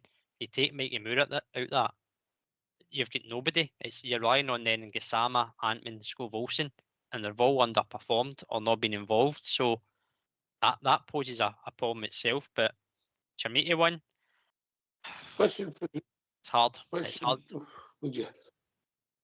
Question for you. See if Gassama's in the team, and listen, we know that Danny Rowe likes him, and I don't think he'd been my starting 11 after his performance last week. But see if he is in the 11, does Mikey Moore go right and he goes left? AK. Well, logically you would think that, because we're getting nothing out of Gassama, creative-wise. But do you sacrifice the role that you're getting in the team for Mikey Moore, who is getting a bit of creativity? I don't know. It's a hard one. Listen, you're looking at a bench here going, Asgard, you've been hopeless. Miovski, you've been hopeless. Chermiti, you've no scoring. Dundee, you've no scored a league goal. So his options are getting thinner and thinner as he goes along that bench. You know, he's got to bring out some sort of formula that the players are happy with, and they're going to waken up and realise we've got an opportunity here to win a league title. Get our fingers out. You know, so it's a quandary for the manager as well as we're all scratching our head going, why are we only winning 1-0 and then slaughtering the team? You know, so it's a vicious circle of doom that's running about the club. You know, I don't know whether it's what's causing it, whether it's the players, whether it's the manager, whether it's the support, but we've still got that opportunity there. You know, it's the punters trying to drop one of our best centre forwards that we've had this season, this year. He scored 9 goals, Ox. 9 goals. That's factual. What I'm saying, what's also factual, he's one of the best centre forward we've had this year. I'm not saying he's been before this year. When I seen him fall with that ball against the mud, I thought we might never see him again. But he's, you know. I know. I get your logic. Aye. Yeah, but I'll be interested, and obviously Knox and all that come into play, and we don't know who could end up getting stiffening overnight, and he's out the team tomorrow.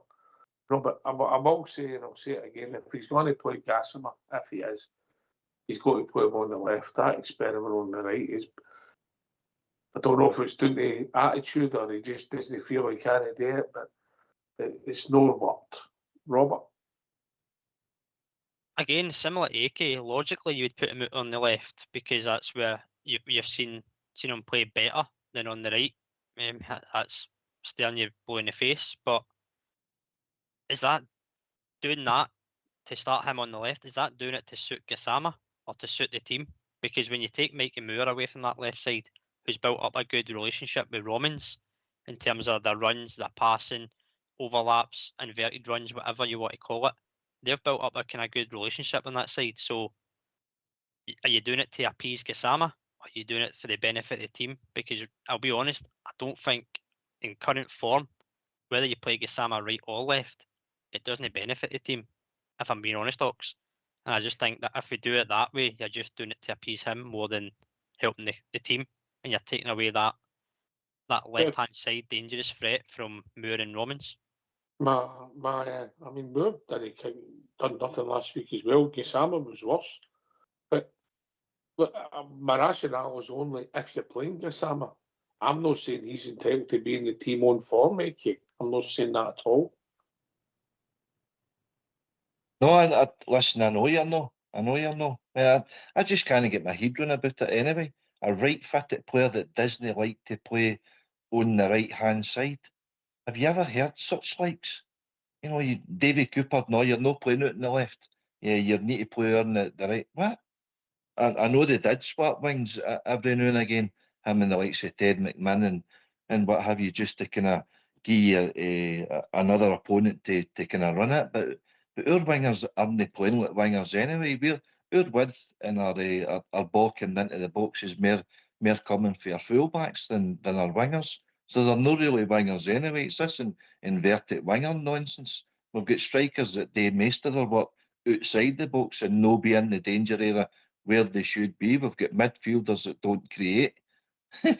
you wouldn't. I mean, you could pick holes in our team, no problem. And I get that. I get that's where the kind of criticism comes for the support. But I go back again. We're only 3 points behind. We've scored the exact same number of goals and conceded the number of goals as what Hearts have.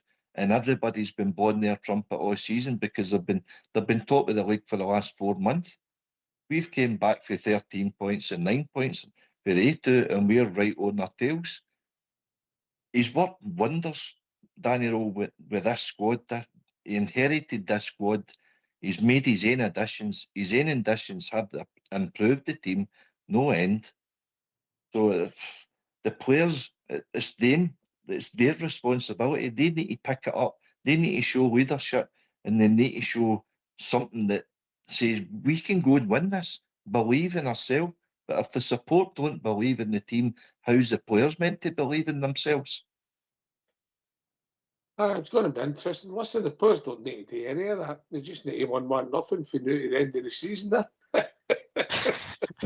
Aye, that too, aye. But even that's no good enough. I'll build up, mate. Yeah. You know, we're flat after the game, and obviously, listen, the game was awful last Sunday. Awful. When we weren't great at all. We deserved to win the match. We were the better team, but it wasn't a big compliment saying that. But we've got to critique the performance. But listen, you'll not care about that if you win the league by a point, mate. That'll be a vital victory. So you move on, Robert. You do, and listen, it's not been a great season over the piece for us, but Akey's right. We're right back into it now, and only a few games ago, people were writing us off, journalists, pundits, whatever you want to gain my title. They were saying that was us after we'd lost to Hearts again and drew at Hibs, drew at Livingston. It was all done and dusted by then. But no, we're right back in it. So if it is 1-0 wins, as much as it would be a painful watch if it's like that on Sunday every week, it would be painful, it would be stressful, and you'd have no nails left by the end of the game or no hair left at the end of the game. It's 3 points on the board, and that's what will win you the league. So if that's the way it's going to be, then we might just have to sit back and get ready for this grind for the rest of the season. But of course, we want to see better performances with goals in the games, but it is very fine margins, and 1-0 wins is a fine margin that could just get you over that line.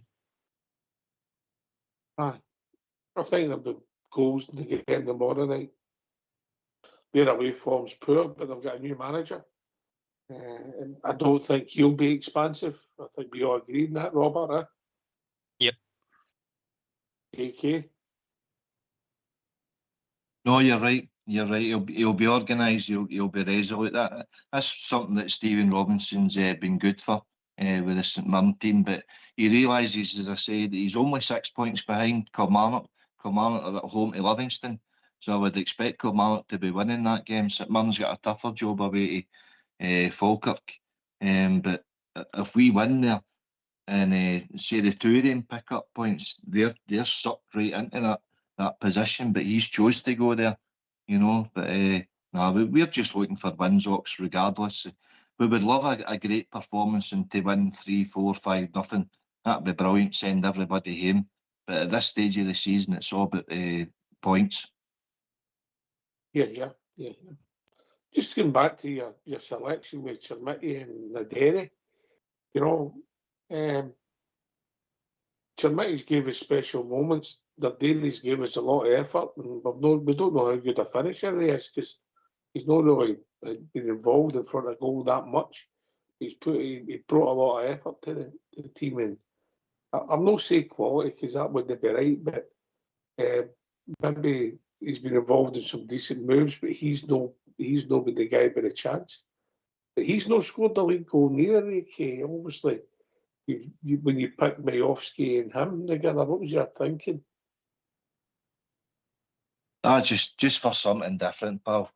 I'm throwing mud at the wall and hoping that it sticks. But no, listen, whatever Daniel picks, I'll go with, because as I say, he's got players there that aren't in a great vein of form. His defence is solidified for brought Giga and with Fernandes, so he's sorted that. But the forwards and the creativity for the midfield up to the forwards, that needs to improve drastically. If we're losing the likes of Romans and young Mikey Moore out of that team, you're like, no, oh geez, where's the creativity going to go for it? Can we rely on Asgard, for instance? Can we rely on Bajrami? Because they've been hot and cold too. So nobody's firing. I mean, you look at the other teams as well. Hearts have got Braga and Shankland that have scored the majority of their goals. Celtic have got Nygren, and even Motherwell have got Mashwahizi. So that they've got guys who can put the ball in the net far better than that we've got, and that is a concern. But that Danny Rowe inherited that, Ox. It's not as if he had much of a choice here. He's brought in the Dairy. He's improved the front line as in work rate, but no scoring wise. The scoring, Robert, are we blaming the strikers or are we blaming the midfield stroke wide men? Both for me, Ox. Both. There's been some times where we've been in great positions and the strikers had the ball when they've not took a chance on, or they've tried to be too cute with finishes. And sometimes it's come down to the decision making from the wide men or the midfielders trying to provide the service. I mean, you could look at a handful of games and think there's passes on and they don't time it right, they hold on to it, defence a reset, or a simple second delay then becomes offside. It's the fine margins, but I think over the piece of the season, decision making in the final third has been a concern, whether it's a striker, midfielder, winger. It's just not been the right decision at times. And it's games where it's in the balance. It's moments that either get you the 3 points or get you a point. They're the difference makers. So I think it's a bit of both, mate. AK? I think it's a collective. I don't think you can point at any team, any part of the team that isn't functioning correctly the way it should be, because there is criticisms there and warranted criticism, but that's down to the players, and it's down to the inability of the players to see the runs that Naderi might have made, or Chermiti or Majovski. They're no savvy enough. I mean, you spoke about it the other night as well. A Stephen Davis, a Ray Wilkins. We don't have that guy in the team that can spot these runs, but again, that goes back to recruitment. To start the show, you were on about Kevin Thelwell. I think the major error that Kevin Thelwell and Russell Martin and whoever was in charge of recruitment, they let Dessers go, Igamani and Cherny. Cherny was a lone player, of course, and Igamani, obviously, the circumstances he wanted to leave. But for a team that won nothing last year, I think they scored about 56 goals between them. That was a massive hole in our team box that we had to fill right away, and we've no filled that void. And that, if we fall short this year, that's the reason why, because we haven't scored enough goals. I'll tell you the reason, the big mistake Kevin Thelwell made, mate. Mm-hmm. Russell Martin. Aye. But recruitment as well. I don't know much saying he had in that. Look, there was perfect sense to sell Dessers, mate. Last year his contract, if he wasn't going to sign, I don't think he had any choice. If we could have signed Cherny, it'd have been great, mate. Been great. I would have took him. Yeah, I thought he was arguably our best player last season. Igaman, he had to go. He didn't want to be there, and obviously we made a lot of money off him. You never know, another manager might have treated him different. It could have been different. I liked him. I thought he was an entertainer as well. He was a good player. But look where he is just now, mate. Aye, listen, I totally agree with you, and I agreed with you at the time. It made perfect sense, a bit like the Finlay Curtis thing. It's all right in hindsight, but in hindsight now, would you have kept Dessers? Aye, I think you would have, because we were expecting more goals out of Chermiti and Majovski. Also, I don't think I would have signed Chermiti, if I'm honest. But no, aye. And then you've got Asgard, and then you've got Ant-Man, and then you've got Gassama. There's been a lot of faults there with recruitment. Aye, the forward players haven't been great. Gassama started well, but it's no working out for safe in New Year. But look, Chermiti's the complete opposite. As I said, when he fell on that ball against St Mirren, mate, that was the main talking point in that game. And since then, he's been okay. I mean, even when he's not scored, he's been okay. I thought he was poor last week, if I'm honest. Yeah, I thought he was poor last week. But look, this is a business end of the season, Robert. Heroes are made in it. 8 to go. It is, and you're looking for that hero. We spoke about it last week. The run that Kyle Lafferty done when it was a title run, and you're needing somebody to do it this time round. Somebody step up and become the guy that changes the table, the landscape, wins you the title. Just be that one person. If that's something you want to do and achieve as an individual and win a title for the club and give the support a badly needed title, then go and be that person. That's all we're asking for. And whether it's 1, 2, 3, 4, whoever, somebody do it and give us what we deserve, because we deserve this as well. AK? It's opportunity, pal. It's opportunity and realising what you've got in the front of you. Opportunity knocks, correct. Realise what's in the palm of your hand. You've grafted to get yourself back in contention. Just go for it. Go for it. Take the chains off and just go for teams now. If we fail, well, nobody expected us to win anyway. There were supporters of the white flag up in October, but now we're right in there. Go for it.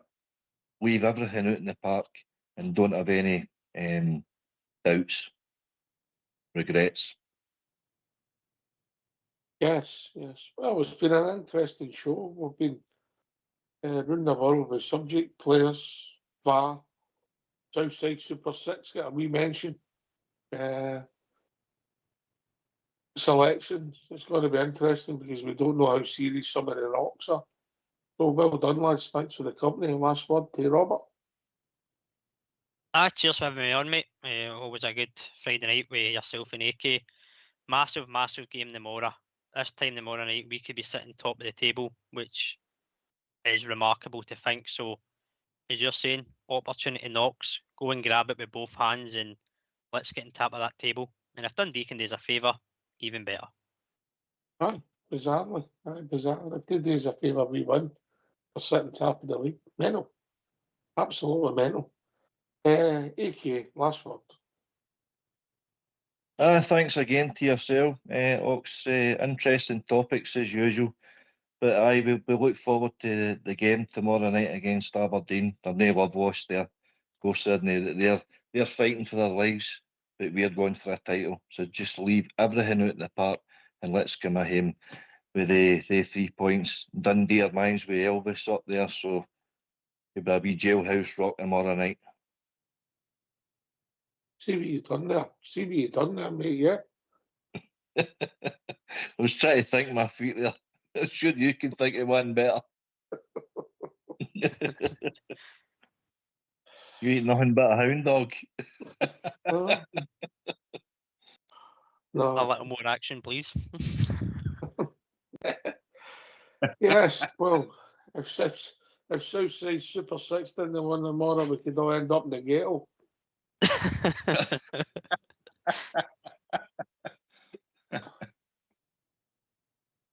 Right, okay. I don't want to have a suspicious mind about you, AK, before we move on.